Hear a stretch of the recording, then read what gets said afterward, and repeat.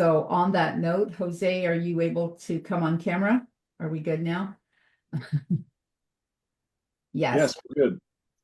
Here's here is our fearless leader, Jose. Well, Candace is also here. LS is here. So LS, Candace, myself, and Nikki are all in Jose's group. So here we go. With that, thank you very much, Rosemary.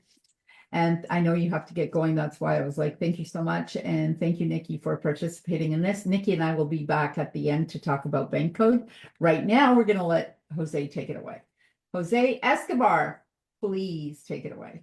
All right. Thank you so much for having me once again, Marianne, or should I say Reverend Dr. Marianne Pageant, as I always love to say, because you earned those stripes and might as well say it, right? So thank you for this amazing platform, authentic leadership. It is a topic that I absolutely love, adore. I eat, sleep, and breathe authentic leadership. I think there's a difference between leadership and authentic leadership. And it's special when we talk about authentic leadership because we have to be genuine, right? We have to be authentic. We have to be transparent. We have to be predictable in terms of how we show up in a positive way.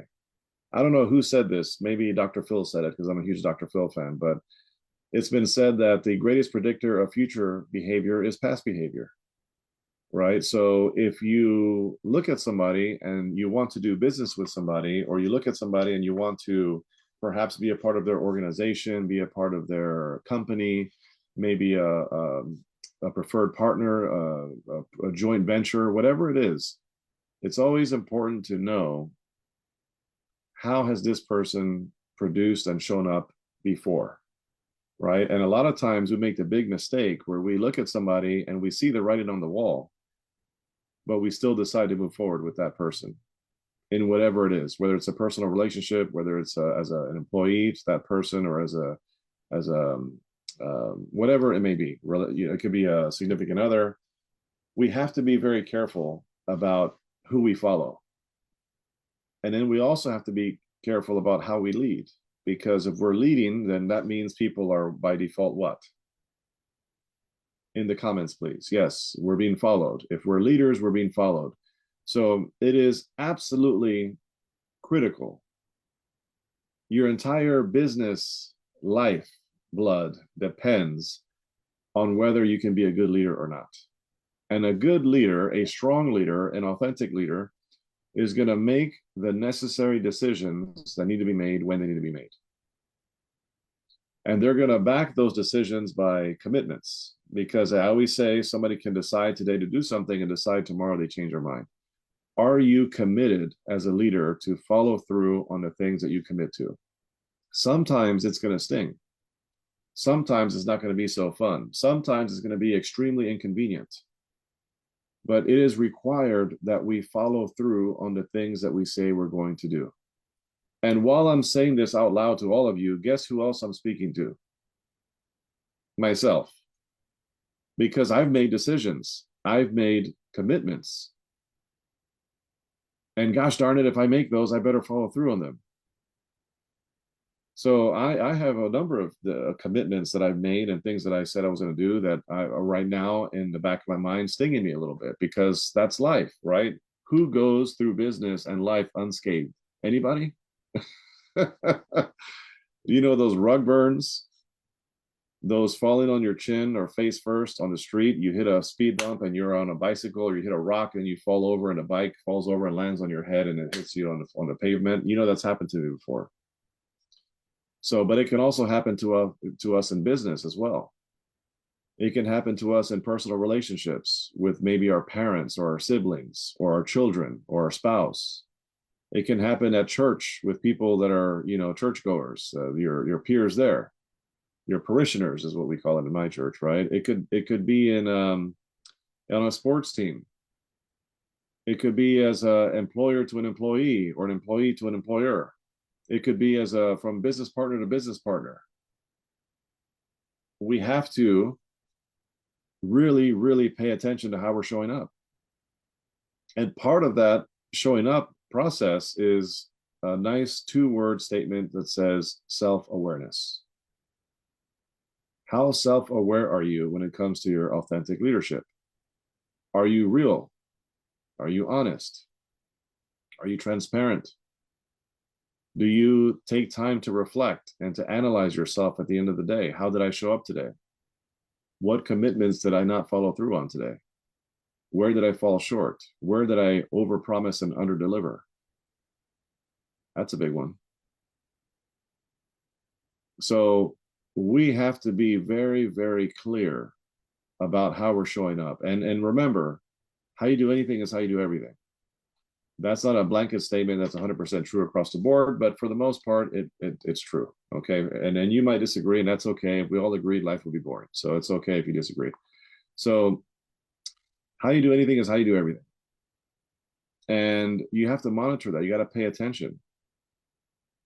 If you don't want somebody out there in business to agree to speak on your platform and then no show you, right? If you don't want somebody to do that to you, maybe you shouldn't do that to other people. Authentic leadership. If you don't want people gossiping about you behind your back, saying negative things about you in a derogatory way that doesn't serve either party, maybe you shouldn't gossip about others. Authentic leadership. If you don't want somebody that has a challenge with you in your business, and if you don't want somebody going, let's say that, for example, let's say, I don't care what the product or service is, it could be any product or service. But let's say you have a product or service and there's some miscommunication or something, the person decides to no longer use your product or service, and the person decides to go and file a bank dispute on you, right? If somebody goes and files a bank dispute with you or on your business before coming to you, we don't like that, do we? If you don't want people to do that to you, then maybe you shouldn't do it to other people. Authentic leadership. I mean, I can keep going down the rabbit hole. If you say you're going to do something, and you don't do it, somebody says they're going to do something and don't do it with you. Again, we have to be authentically leaders in everything that we do across the board. And that applies in your personal life too, because as leaders, it's not just about business and the professional career. It's also about how you show up in your day-to-day life. I have to be an authentic leader in my household. I'm a husband, happily married, keyword happily, and I have 6 kids. I have to be authentic in my leadership when it comes to how I parent my children. I have to be authentic in how I show up as a husband. I can't tell my wife, hey, I love you, sweetheart. You're amazing. I'm so glad I married you. You're the perfect partner for me. And then I go to an event and I'm looking to sleep with somebody. Like, how authentic would that be of me as a leader to do that? So what is the greatest thing you can do to prevent yourself from falling short on authentic leadership? You should have guardrails in your life. You should have guardrails where you already know what you're going to do when this type of thing occurs. When you have a situation that all of a sudden shows up, you already know the decision you're going to make when that thing happens, because you've already predetermined what this is a possibility. So I'll give you the example, since we're talking about the infidelity piece, right? I would never do that. But let's just say, for example, I was at an event, and a lot of people know me as the CEO of the Connect Leaders Academy, and they, a lot of times afterwards, they want to hang out with me in the lobby, and we're having a couple of drinks and that kind of a thing. And anybody could easily get very flirty, and I could just go down that rabbit hole. But I've already told myself in my mind, before I show up to an event, I already know if I'm presented one day with a situation where someone decides to cross a particular line, I already know how I'm going to react to that situation, because I've already said, no, I'm happily married. I'm a man of character and integrity and accountability. Authentic leadership. You have to be that all the time. Now, you might fall short in some arenas. And there's some arenas in some places where it's okay to fall short. And then there's others where it's not. Just like the difference between a mortal sin and a venial sin. If you're Catholic, you know what I'm talking about, right? There are things that you can fall short on, and then there are things that you cannot fall short on because you may not be able to come back from it. You got to know the difference. And the people who make decisions that they can't come back from, can I tell you something? 9 out of 10 times, if not 10 out of 10, they did not have the guardrails in place. So you got to ask yourself, what kind of guardrails do you have in your life? Are you self-aware? Do you know where you're weak? Do you know where you fall short? And if so, what are you doing about it? How many of us are self-aware, but we do nothing about it? Well, that's kind of almost a waste of, thoughtfulness. If you know that you're not so good at something that you should be good at because it's required of you in whatever it is that you're doing, but you don't do anything about it, what's the point of being self-aware then? A mentor of mine said, Jose, I would rather be ignorant than stupid. And I said, oof, what does that mean? I said, what does that mean? He said, and yes, that is pride, Candace, and great to see you. Yeah, I was like, what does that mean? Can you elaborate, please, sir mentor? And the mentor said to me, without name dropping, the mentor said to me, Jose, if you're doing something that is wrong, or something that is not necessarily going to make you look great, or something that where you fell short, or something that you shouldn't do, whatever, you did something that's wrong or whatever. He said, if you were not aware, that's called ignorance. It doesn't mean you're a bad person. It doesn't mean you suck. It doesn't mean you're somebody I will never follow or I don't want to be associated with. It just means you didn't know. And if you don't know, the way to learn sometimes, unfortunately, is to learn from a mistake. But you didn't know. That's called ignorance. If somebody says you're ignorant, don't feel insulted. That just means you were not aware of something, right? And sometimes you don't know that you don't know. Hello. Am I talking to myself or do other people hear what I'm saying? So it goes back down to one of those things where, okay, I didn't know, now I know. Now in the future, if I do it again, that's not called ignorance. That's called stupidity. And that's what he was telling me. He said, Jose, I would much rather be ignorant than stupid. And too many people enjoy hanging around stupid. And I was like, oh boy, man, talk to me for real. My goodness gracious. This guy is a straight shooter. And I've learned all kinds of great lessons from him. Right. So another one that I like to drop all the time, he said, Jose, never wrestle with a pig in mud. I'm like, what does that mean? And he's like, if you wrestle with a pig in mud, you get dirty and the pig likes it. Right. I was like, oh man. He's like, so never wrestle with a pig in mud. And I was saying, in what context would you, because I'm always asking like deeper questions. I said, in what context are you referring to, Mr. Mentor? And he said, well, have you noticed that if you say something on social media that's controversial, and then all of a sudden you're going to get a bunch of people that come out the woodwork that never ever comment on anything you do, never love anything, never comment, never share. They just come out the woodwork because they're contrarians and they're just coming out to come and try to debunk you. Right? When you say something that is meaningful to you or something that is thoughtful or thought provoking, and they would never say anything until it's time to come and if you say something about your faith or you say something about a politician or you say something about anything, they're waiting for that moment to come and shut you down at the time that is right for them, which is usually when it's something controversial. So what happens is if you go back and forth with that person behind a computer, of which guess what, anybody can do that. I guarantee you 9 out of those 10 people, if they were to sit down with me on a debate, they wouldn't do it in person, but they'll do it all day behind a computer. It's not a side note there, but that being the case is if I go back and forth with that person trying to defend my stance, that's the concept of wrestling with a pig in mud, because they like it and you're getting dirty in the process. You're lowering yourself to that back and forth debate. And guess what? Most debates these days, they don't end nicely. right? They don't end nicely. People insult you. They'll put your name in the mud and drag it, they'll drag it all over the ground. And then they're going to go spew that venom to other people that are in their world and that, yeah, and then it becomes something that doesn't solve anything. So you got to know when to say things and when not to say things, and you got to know what matters and what doesn't matter. Not everything matters equally, folks.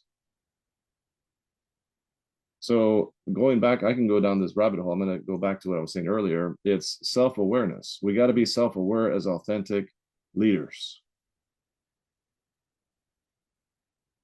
I want you guys, after this call, whoever's here live or watching the replay, I want you to get a piece of paper down and do a one-page journaling exercise where you just go and you journal for one page. You don't got to do 2 or 3 or 10 or write a chapter or a book or an anthology, nothing, just one page.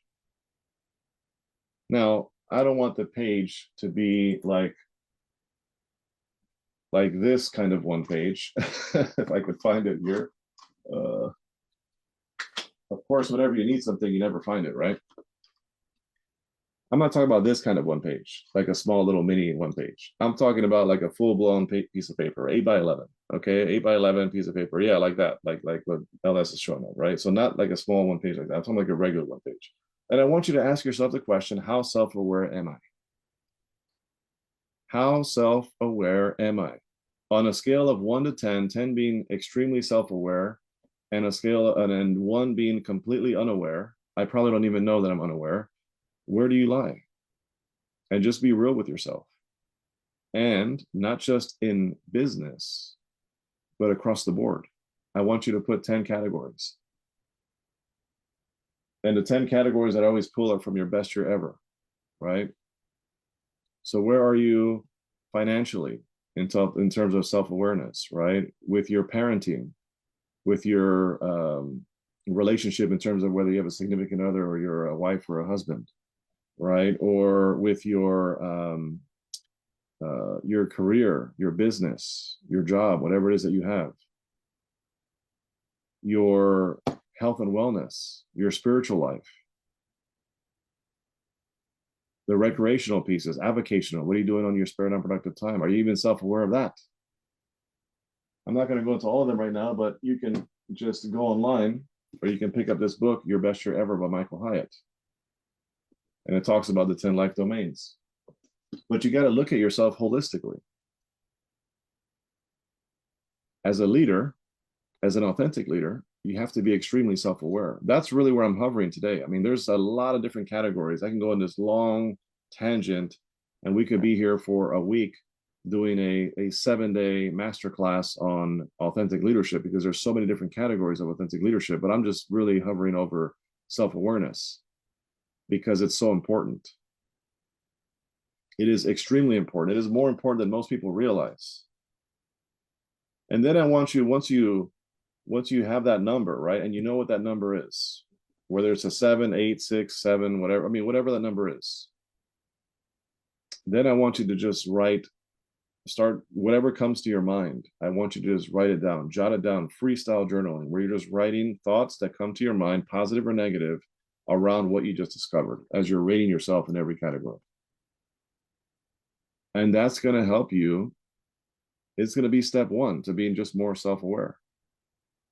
And that's huge. There's a great quote by William Shakespeare. William Shakespeare says, "To thine own self be true." We've heard that before, haven't we? To thine own self be true. You got to be real. REAL. You got to be genuine. You got to show up the same way you show up with your spouse, is the same way you show up with your kids, the same way you show up with your friends, the same way you show up with your business partners, the same way you show up with your peers in your church, the same way you show up with clients and bosses and coaches and mentors across the board. You just got to be authentic. And it's crazy how in society today, there's so many unauthentic people out there. Am I the only one that sees this? The people putting on these masks and facades and fakeness and just going around, saying things that they're not doing, behaving one way here and behaving this way here. Preaching, saying this is how you build a business, but they're not doing it themselves. I mean, I can keep going. There's too many sages from the stages, as they say. Too many people preaching from the pulpit. But a lot of people, I'm not going to dare say most, but a lot of those people have areas to grow, just like I do, just like you do, just like we do. I'm not saying by any means I'm the most self-aware person out there, and that's why I'm talking about it. No, I'm just bringing something up that is required. If you're going to be an authentic leader, you have to be self-aware, and most people don't want to talk about that, because what does it cause them to do? It causes them to do some reflection, some soul searching. Sometimes you got to cut yourself open and look inside and see what's there. A lot of people don't want to look at that, because it requires us to do what? To grow. And authentic leaders are always in growth mode. You need to have a growth plan. If you don't have a growth plan, how are you leading? Because the minute you stop learning, you will soon stop leading. Authentic leaders are always learning. And the reason why they're always learning is because they understand they haven't arrived. They understand that there's still a white belt in life and in business and in everything. Because the only way we're going to grow is if we have the understanding that we haven't arrived. But when you think you know everything, guess what? That's the minute you start learning. That's a golden nugget right there. So my battle cry, as I approach my final 3 minutes here, be very, very self-aware. Commit to the things that you commit to. How you do anything is how you do everything. Start being the same everywhere you go with everyone you're with. If you say something, mean it. If you're going to do something, do it. Stop talking about what you're going to do and start doing it. We need more leaders out there. There's too many followers, and there's too many inauthentic leaders. What we need are more leaders, and leaders, by default, real leaders are authentic leaders. There's too many inauthentic leaders. And guess what? If you're an inauthentic leader, you are just not a leader, in my opinion. So, and also know that just because you're an authentic leader doesn't mean you are free of mistakes, free of poor decisions, free of all the things that we all go through, because we all learn. They say that the greatest experience is the greatest teacher. Have you guys heard that before? Experience is the greatest teacher. Yes, it is, but it's only half a statement. Experience is the best teacher only if it's somebody else's experience. Because if we learn from somebody else's mistakes, guess what? We don't have to make those same mistakes. It's like walking through a minefield. If you're going to walk through a minefield, can I give you some advice? Follow somebody. I don't want to be the first one walking down that minefield. Somebody has to do it. Okay, you'll see me lead in most times, but if it's a minefield, I am not leading. I will gladly follow. Okay? And sometimes you might not necessarily be in the trenches. You might not necessarily be on the front lines following down the rabbit hole of the minefield, or you might not even be following somebody or being the one leading that. Sometimes you're up in a tree, just observing and learning.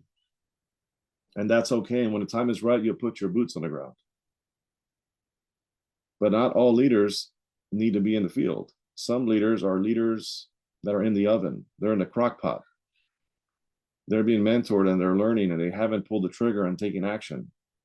So if you're in the crock pot right now as a soon-to-be authentic leader, good for you. You're on the right track. But I can tell you your life will change the minute you start taking action. You can learn all day, you can prepare all day, but if you're not in the game, then the needle doesn't move. But anyway, I will leave it there. Thank you so much, Reverend Dr. Marianne Pageant. I greatly appreciate you having me on this platform. I'm always excited to add value to people, to be around winners like all of you here. Anybody who's tuning into this, whether it's live or in the replay, much respect to you, because you know what that tells me? That tells me that you understand that self-education, seeking specialized knowledge, investing time, money, resources, energy into yourself is the key to your next level. And I respect that greatly because I do it, and I respect anybody who does that. And if you're, again, a leader, don't just leave it there. There's a gap between leadership and authentic leadership. Be an authentic leader and do what it takes, and don't let up off the gas. Stay focused. Thank you so much. God bless everybody. Take care. Thank you so much, Jose. Can you please tell us what your event is tomorrow and where they Yes. get some tickets? Because I'm Yes. speaking. So today, Jose is speaking at my event on authentic leadership, and the title of my speech tomorrow is actually Authentic Leadership. Yes. So very simply put, tomorrow, Saturday, December 14th, 10 a.m. to 4:30 p.m., we have our 4th Connected Leaders Academy virtual conference. It's called Leadership.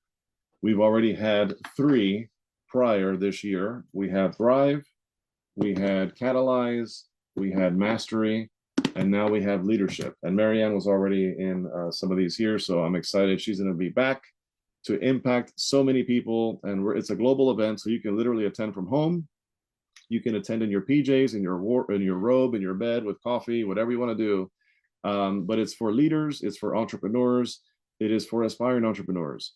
You don't have to be a Connected Leaders Academy member to attend. Anybody can attend. All you got to do is have a ticket, and it's a virtual event. Just go to www.connectedleadersacademyvc, as in Victor Charlie, a virtual conference, right? connectedleadersacademyvc.com. There's general admission tickets. There's VIP tickets. You select your path. I recommend VIP because you keep all the recordings for a lifetime, and the free gifts that you get just for showing up is massively amazing. So every speaker is providing free gifts for all the attendees just for showing up. So if you do nothing else, you're going to walk away with tremendous value just from the free gifts alone, but you're going to be able to network, learn, grow, meet some people, take some strategies away to take you, your life, and your business to the next level in 2025. I can keep talking if you want, Dr. Marianne. While she's wrapping that up, our keynote speaker is Dr. Rob McClelland. He's amazing. He's one of the top 10 leadership trainers in the world. Dr. Rob is actually very, very, very responsible on the back end for putting John Maxwell, if you know John Maxwell, into every single country in the world. This guy's brilliant. He's our keynote speaker. Of course, any stage Marianne speaks on is an amazing stage. And we have, besides Dr. Rob and Marianne, we have 23 other world-class speakers that are going to be there. Tune in. We have Nikki Cruz, who's here right now, who's going to be a speaker there as well. So I can keep going, but thank you so much, Marianne. I appreciate you all. I just put the link in the chat on my Facebook, so please grab it. We'll post it again. And if you can't find the link, that's fine. Connect with me and I will connect you to Jose if you can't find Jose, although it's hard not to find him. So, because he's so awesome. Thank you so much, Jose. Thank you for your time. Crazy, insane schedule with your 6 kids, and I don't even know how he does it. I don't know. Like, I do a lot, but he does so much and has the 6 kids and the wife and other family members, and he's awesome. So thank you, Jose, so much for all of that.